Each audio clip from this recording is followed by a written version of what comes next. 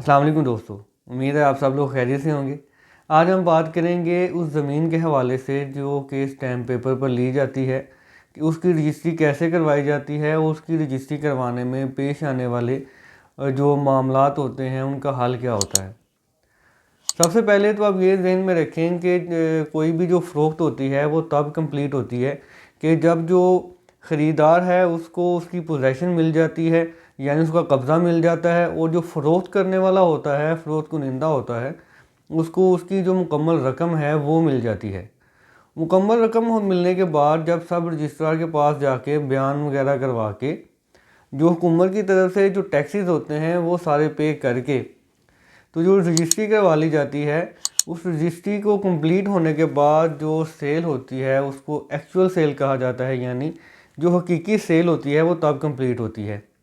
जो रजिस्ट्री होती है वो आपका टाइटल डॉक्यूमेंट होता है, यानी आपकी मलकियत का सबूत होता है।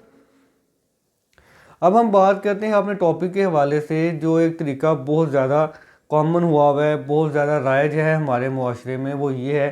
कि स्टैम्प पेपर पर ज़मीन की खरीदो फरोख्त की जाती है। स्टैम्प पेपर पर ज़मीन की खरीदो फरोख्त की चंद वजूहात हैं। उन वजूहात में से एक वजह यह है कि अगर तो आपने कोई इस तरह सा मुआहदा किया है कि कुछ रकम आपने जो ज़मीन थी उसकी अदा कर दी है और कुछ रकम अभी देना बाकी है, और फ़रोख्त कुनिंदा ये कहता है कि जब आप पूरी रकम अदा कर देंगे तो मैं रजिस्ट्री करवाने का पाबंद हूँ, यानी जब तमाम रकम या तमाम लेन देन क्लियर हो जाएगा तो जो ज़मीन की रजिस्ट्री होगी वो करवा दी जाएगी। तो ये तो एक तरीका हो गया, ये वैलिड भी समझा जा सकता है। को चलें, ये तो एक लेन देन का इशू था कि जब सारी रकम क्लियर होगी तो हम जनाब जाके हम रजिस्ट्री करवा लेंगे। दूसरा तरीकाकार ये है कि जो जो प्रॉपर्टी डीलर्स हजरात होते हैं, जो प्रॉपर्टी में इन्वेस्ट करते हैं, उनको आगे सेल कर देते हैं, उनका पर्पस सिर्फ ये होता है कि जो उन्होंने ज़मीन खरीदी है वो उन्होंने अपनी इन्वेस्टमेंट के पर्पस से ख़रीदी होती है। उसकी वो कोशिश करते हैं कि वो जो स्टैम्प पेपर उनसे करवाते हैं जिससे उनसे उन्होंने ख़रीदा होता है,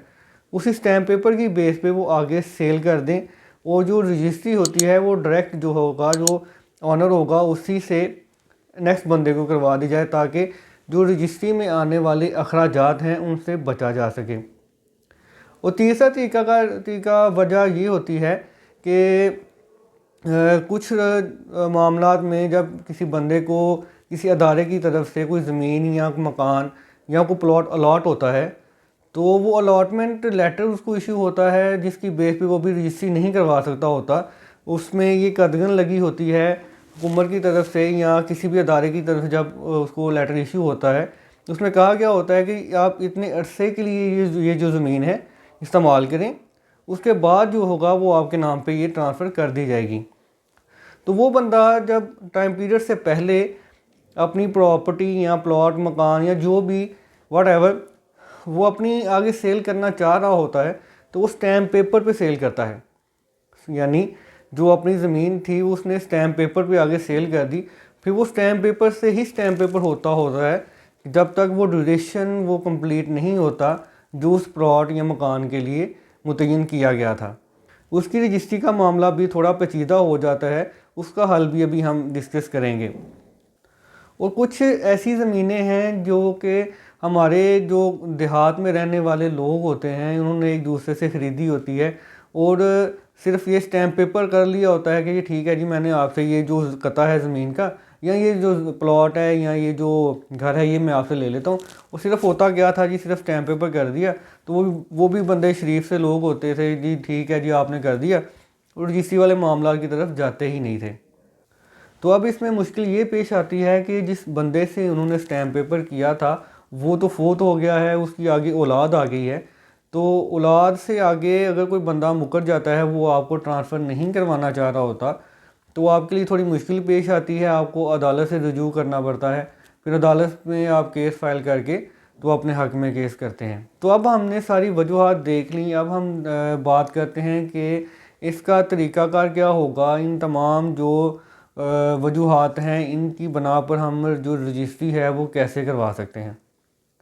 इन तमाम वजूहात के लिए आपको अदालत से ही रजू करना पड़ेगा। अदालत में जाके आप स्पेसिफ़िक परफॉर्मेंस का दावा दायर करेंगे, स्पेसिफिक परफॉर्मेंस का दावा दायर करने के बाद जो आपके वकील साहब होंगे वो तमाम तरह हक़ाइक़ को सामने रखते हुए तमाम तर जो अवामिल होंगे उनको उसकी कोर्ट को उससे आगाही फ्राहम करेंगे और कोर्ट को ये समझाएंगे, ये बताएंगे कि ये जो बंदा है इसने इससे ख़रीदी थी और ये इसका ओरिजिनल ऑनर है और ये इसको प्रॉपर्टी ट्रांसफ़र करने का मजाज है, इसको ट्रांसफ़र करनी चाहिए, रजिस्ट्री करवा के देनी चाहिए। वो डिफरेंट तरीक़ाकार होते हैं। आपने शहादत पेश करनी है, आपने जितने भी वो स्टैम्प पेपर्स होंगे जो आपके पास होंगे, यानी कि जो ओरिजिनल ऑनर से जिस बंदे को ट्रांसफ़र होते गए, जिस बंदे को वो स्टैम्प पेपर करके देता गया, यानी कि एक ऑनर ने आगे वाले बंदे को ट्रांसफ़र की और उसको स्टैम्प पेपर लिख दिया और वो जिस बंदे को स्टैम्प पेपर लिख के दिया उस बंदे ने किसी फर्दर आगे बंदे को सेल कर दी, उसने उसको भी स्टैम्प पेपर कर दिया। इस तरह जितने भी लोग इसमें इन्वॉल्व होंगे वो सब के स्टैम्प पेपर जो लॉस्ट उसका पोजेसन जिसके पास होगी उसके पास वो सारे स्टैम्प पेपर होना ज़रूरी हैं ताकि वो अपने केस को अच्छी तरीके से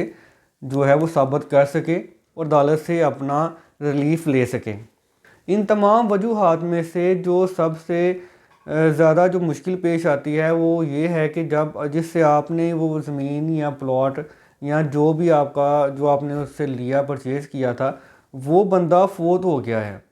और उसके फ़ौत होने के बाद जो उसकी आगे औलाद आ गई, उसकी औलाद से आगे आपने वो रजिस्ट्री करवानी है। जी मैंने तो आपके जो वालिद साहब थे उनसे ये जो ज़मीन थी ये ख़रीद ली थी, लिहाजा ये आप मेरे नाम पे ट्रांसफ़र करवा दें।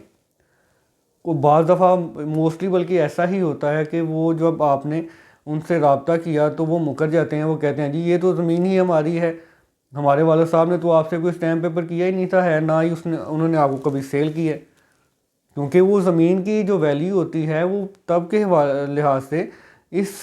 वक्त जो होती है वो ज़्यादा हो गई होती है और लालच की बना पर जो औलाद होती है वो